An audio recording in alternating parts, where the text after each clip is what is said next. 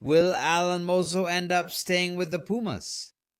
Or is it that Tala Rangel is going to Cruz Azul? Also, it's already a done deal. Nike and Chivas starting next summer. That's right, so stay with me and we'll talk about it next. I'm Jesus Bernal, and I thank all of you for your attention. Thank you so much for being here with me to talk about the latest regarding the Chivas team and everything surrounding the sacred flock. Without further ado, let's start with this video with the latest news about Chivas.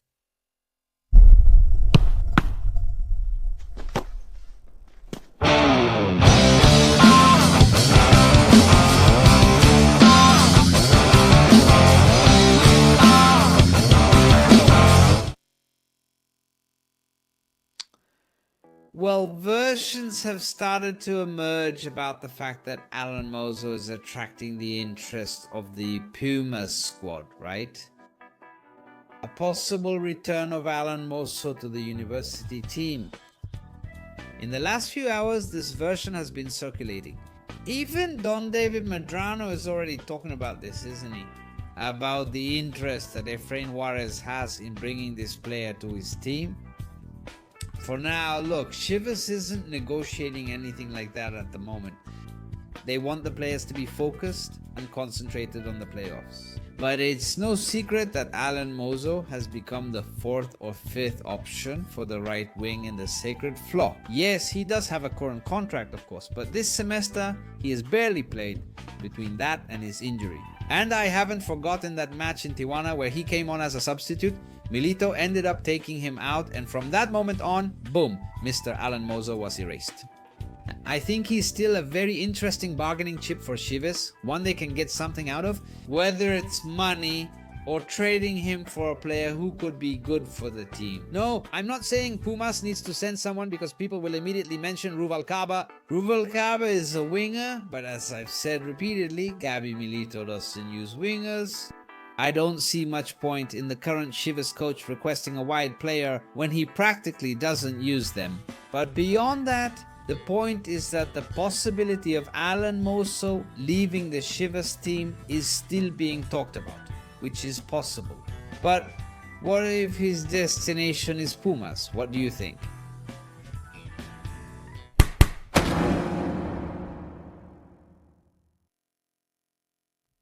And well, there's something that's got me a little worried, and I'm going to tell you what it is. It's about Tala Rangel. And Cruz Azul, watch out, huh? It's not that I know that Cruz Azul is looking for him, but rather it has more to do with the fact that Cruz Azul is losing Kevin Mir. And the goalkeeper in the league most similar to the Colombian keeper is named Raul Rangel. Mir and Tala are the two goalkeepers with the best footwork in Mexican soccer.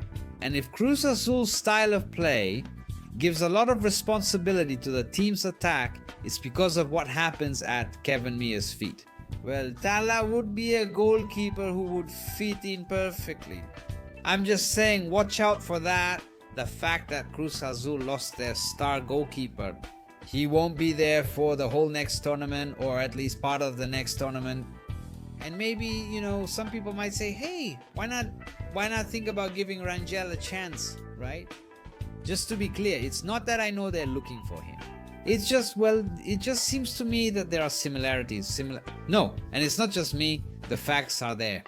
That there are similarities in the playing style that both of them offer. Now watch out, it also has to be said, for Chivas, Tala is a huge asset, and I also think that the Rebaño, in any situation, because he has a current contract, he would have to wait. He would have to wait until after the World Cup, because if Tala plays there and boom, his value skyrockets.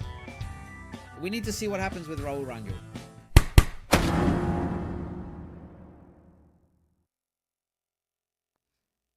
Well, the thing with Chivas and Nike, no.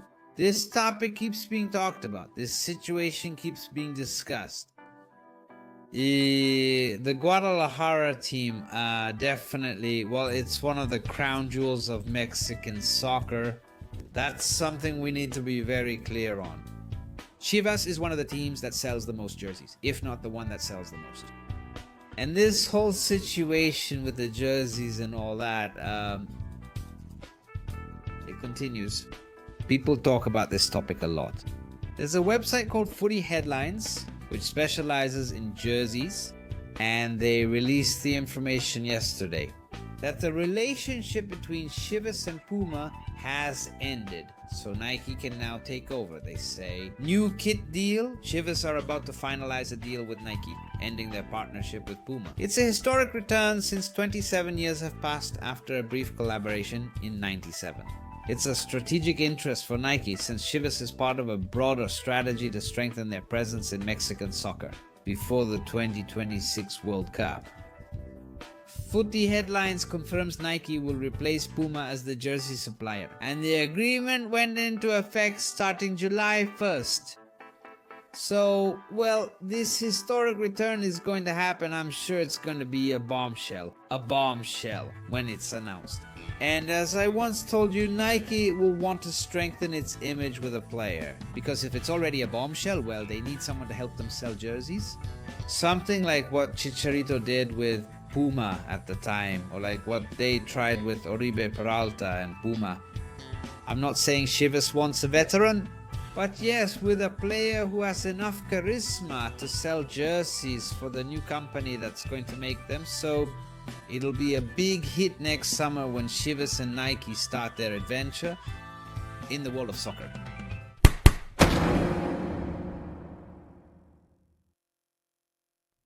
If there's one thing that characterizes this current Chivas team, it's their unity. I just want to leave you with something to think about. There has been very little talk of scandals in this tournament. There hasn't been any talk about the locker room being divided or broken, or about players being against the coaching staff, no. The truth is that situation has ended.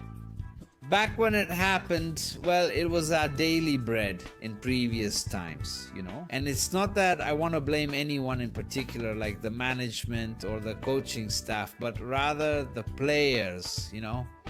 Some players were undisciplined, some caused trouble, and others did so at different times. And today they're calmer.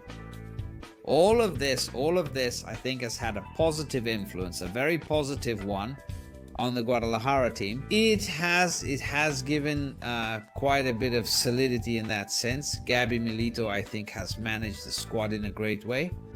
And that has caused us not to talk about off-the-field issues. I mean, just quickly remembering Vega's situation, Chicote's, Fernando Gago's departure. When Pau was about to leave us and then didn't, that time when Chicharito was punished for misconduct during a training session and didn't travel to the game against Mazatlan in the last tournament. Gerardo Espinosa, regardless of whether they were mad at him or not. Alan Mozo applauding Gerardo Espinosa after elimination. I mean, a lot of situations that have been cut off abruptly today, and as I said, fortunately, we haven't been talking about them anymore. So, well, that's how it is. In the management, both the coaching staff and the board have worked so that this team is focused on what's important, which is the field.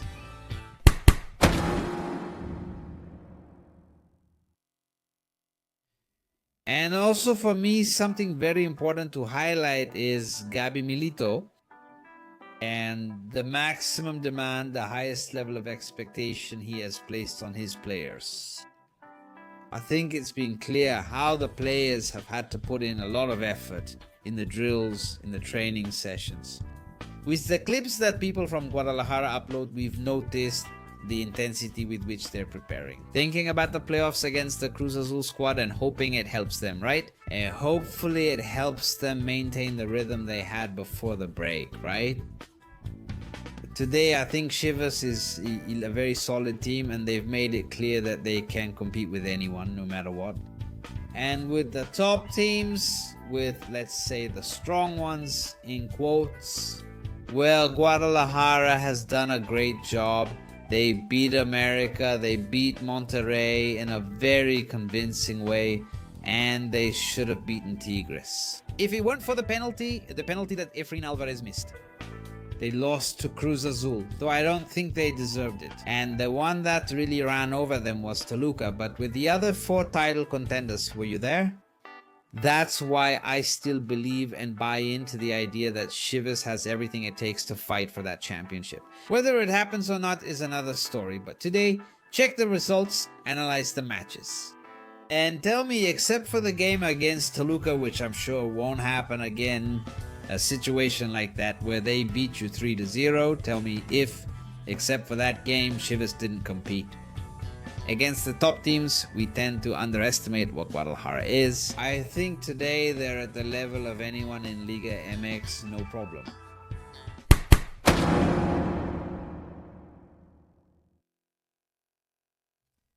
And, well, the one we're already expecting, so we're rubbing our hands together. It's Ricardo Marín, so he can join the Guadalajara team. A forward whose return is expected. His return to the Chivas squad is expected, as he has been working on his own in the city of Puebla. And well, in the end, he turns out to be someone important, right? He can give a lot to the Guadalajara team. I'm fully convinced of that he's a player who has what it takes to contribute to Chivas. And that this time he'll surely play a prominent role just like he did in the past. So I'm glad as well, even that he on his own has taken the initiative to keep preparing himself, to keep doing things the right way. And even though he's on vacation, he's giving it his all at the gym, doing what he needs to do so he can arrive strong and in good shape at the start of preseason.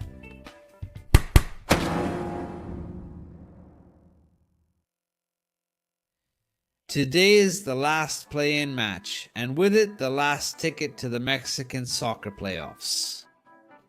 When the Juarez squad hosts the Pachuca team, the match will be at 7 in the evening, Central Mexico time. And for the national territory, it will be exclusively on Caliente TV or Fox One. It's the same thing. It's the same app, Caliente TV or Fox One. For the United States, the match will be at 8 post-meridian Eastern, 7 post-meridian Central, 5 post-meridian Pacific on TUDN. They are the ones who have the rights to this match. And with that, we will know exactly how the Mexican soccer playoffs are set.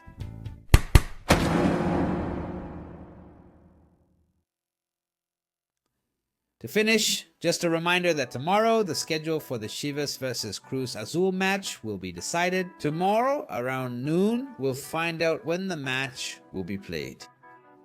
Whether Chivas and Cruz Azul play on Wednesday and Saturday, or if Chivas and Cruz Azul play on Thursday and Sunday. Tomorrow this question will be answered and we'll know exactly when and at what time this series will take place.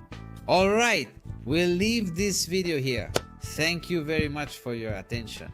Keep subscribing, commenting, sharing and liking, and I'll see you in the next one. I'm Jesus Bernal. Goodbye.